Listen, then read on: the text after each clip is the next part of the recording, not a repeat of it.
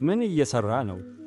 አርተር ከፍተኛ ደረጃ ገዳይ ነበር። በዙሪያው ተደብቀው የነበሩ ገዳዮች በአንድ ጊዜ ቢያጠቁትም እሱን ሊያሸንፉት አልቻሉም። ከዚያም ወደ አየር ዘሎ በሚያልፍ የኬብል መኪና ላይ በጥንቃቄ አረፈና ከሁሉም እይታ ጠፋ። እንዳይያዝ ወደ ታይላንድ ሸሸ። ነገር ግን ትልቁ ጠላቱ ክላይን እስከዚያ ድረስ ተከትሎት ደረሰ። ከዚያም ክላይን የአርተርን ፍቅረኛ ጂናን አፈናት። እሷን ለማዳን አርተር ከክላይን የቀረበለትን የግድያ ተልዕኮ ለመቀበል ተገደደ።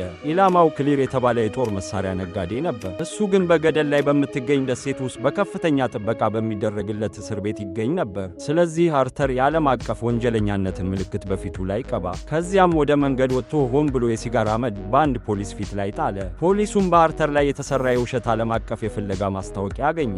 በዚህም አርተር እንደ ሽሽተኛ ተይዞ ወደ እስር ቤቱ መግባት ቻለ። ነገር ግን ክሊር በብዙ ጠባቂዎች እንደተከበበ አስተዋለ። ወደ ክሊር እንዴት እንደሚቀርብ እያሰበ ሳለ አንድ እጁ የሌለው እስረኛ በድንገት ጩቤ አውጥቶ ወደ ክሊር ዘለለ።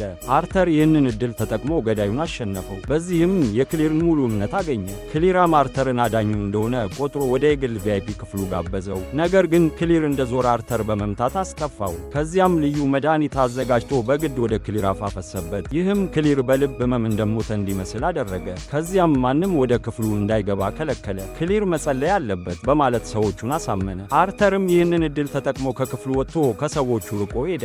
ከዚያ አንድ ማስቲካ አውጥቶ ግድግዳው ላይ አጣበቀ። ሲጋራም አውጥቶ ፊውዙን አውጥቶ አበራው። አንድ የእስር ቤት ጠባቂ ይህንን አይቶ ወደ እሱ ቀረበ።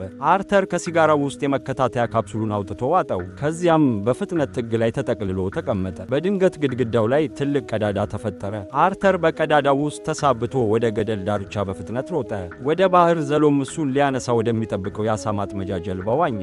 ብዙም ሳይቆይ አርተር ሁለተኛ የግድያ ተልዕኮ ተቀበለ። ኢላማው ትልቅ የሪል ስቴት ባለሀብት ነበር። በብዙ ጠባቂዎች የተከበበ ቢሆንም በየቀኑ በህንፃው ላይ ባለው የኢንፊኒቲ መዋኛ ገንዳ ይዋኝ ነበር። አርተር ይህንን ካወቀ በኋላ እቅድ አዘጋጀ። መጀመሪያ እንደ ተከራይ በመምሰል ወደ ህንፃው ገባ። ከዚያም የክፍሉን ቁልፍ ፎቶ አነሳ። ቀጥሎም እጅግ ኃይለኛ የሆነ የሚሰፋ ፈንጂ አዘጋጀ። ሁሉም ነገር እንደተዘጋጀ አርተር እንደ ሰራተኛ ሆኖ ወደ ህንፃው ገባ።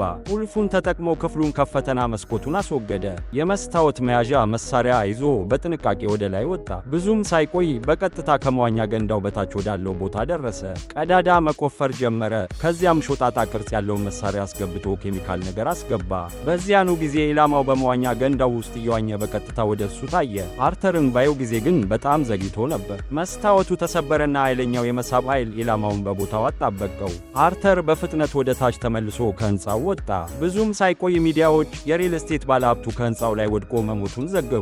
ክላይንም በውጤቱ ተደሰተና በአርተርና በፍቅረኛው ጂና መካከል የቪዲዮ ጥሪ አደረገ። ጂና ግን ሆን ብላ ካሜራውን ወደ ያች ጀልባ የምዝገባ ቁጥር አዞረችው። ይህም አርተር የጀልባዋን ቦታ በትክክል እንዲያውቅ አስቻለው። አርተር የመጥለቂያ መሳሪያ ተጠቅሞ ወደ ጀልባዋ ዋኘ። ከጎን በኩል ወደ ጀልባው ወጣና በዴክ ላይ የነበሩትን ጠባቂዎች አሸነፋቸው። ክላይን አርተርን አይቶ ጂናን ወደ መቆጣጠሪያ ክፍሉ ይዞ ገባ። ከዚያም በጀልባው ውስጥ የተገጠመውን የራስ ማጥፊያ ፈንጂ አስነሳና እሱ ራሱ ሄደ።